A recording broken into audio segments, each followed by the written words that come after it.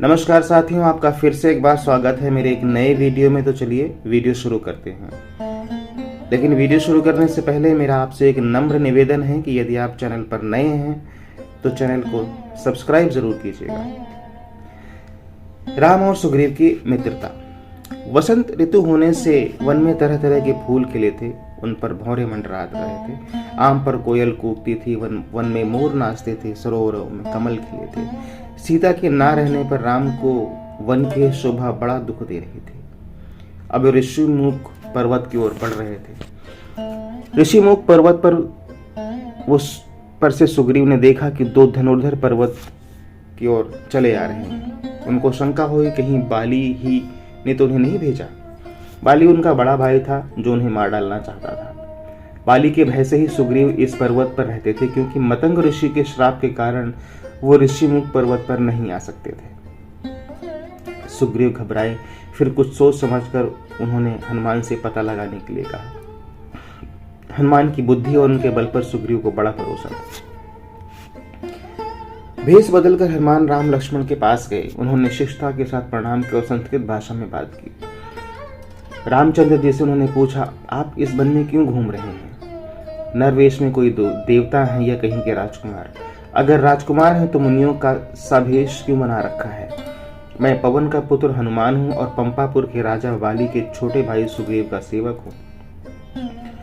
सुग्रीव बड़े धर्मात्मा और बुद्धिमान हैं। उन्होंने मुझे यहाँ भेजा है, आपसे मिलकर उन्हें बड़ी प्रसन्नता होगी। राम ने हनुमान की बातें सुनकर समझ लिया कि बड़े अच्छे पंडित हैं। उनके मुंह से एक भी अशुद्ध या निरर्थक शब्द नहीं निकला। बोलते समय चेहरे पर कोई विकार नहीं दिखाई पड़ा। जिनके ये मंत्री हैं वो भी ऐसे ही होंगे। लक्ष्मण बोले, हे हनुमान, ये कौशल देश के राजा दशरथ के सबसे बड़े पुत्र राम हैं। मैं इनका छोटा भाई लक्ष्मण हूँ। पिता की आज्ञा से हम 14 वर्ष को वन में रहने के लिए निकले हैं। साथ में भाई राम की धर्मपत्नी राजा जनक की पुत्री सीता जी भी थी। पंचवटी के आश्रम से कोई दुष्ट राक्षस उन्हें उठा ले गया है। उन्हीं को हम खोज रहे हैं। कबंध ने सुग्रीव की प्रशंसा की थी, उनकी सहायता मिल जाए तो काम बन जाए। हनुमान ने समझ लिया कि राम और सुग्रीव दोनों की दशा एक समान है। दोनों को एक दूसरे की मदद चाहिए, इसलिए दोनों में मित्रता हो सकती है।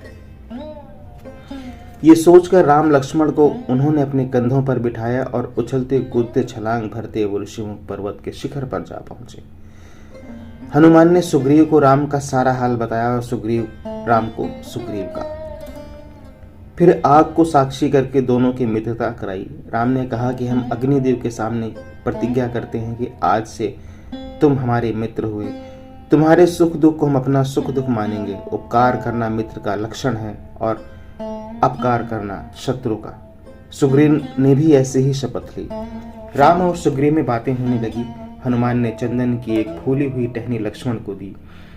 सुग्रीव ने सीता की खोज कराने का आश्वासन दिया और फिर सीता जी के गहनों की पोटली लाकर दिखाई। राम ने उन्हें तुरंत पहचान लिया। लक्ष्मण ने भी उन्हें पहचाना। लक्ष्मण ने उत्तर दिया कि कानों के कुंडल और बाजूबंद के बारे में तो कुछ नहीं कह सकता, लेकिन नूपुरों को अवश्य पहचानता हूं कि माता सीता के ही हैं। नित्य सवेरे चरण छूते समय उन्हें मैं देखता था। विभ हनुमंत उभय दिशि की सब कथा सुनाई। प्रावक साखी देई करी जो प्रीति दृढ़ाई। आभूषणों को देखकर राम शोक सागर में डूब गए। तब सुग्रीव ने उनको धीरज बंधाया और कहा कि मैं हर प्रकार से आपकी सहायता करूंगा। सीता जी अवश्य मिलेंगी। विपत्ति में सहायता देने वाला सच्चा मित्र होता है। मित्रता करना सहज है पर उसे निभाना कठिन है।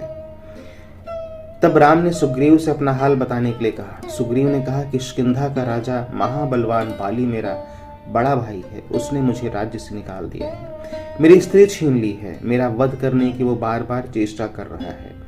उससे बचने के लिए मैं पृथ्वी का कोना कोना छान डाला। हनुमान, नल और नील मेरे सच्चे साथी हैं। घोर विपत्ति में भी इन्होंने मुझे नहीं छोड़ा।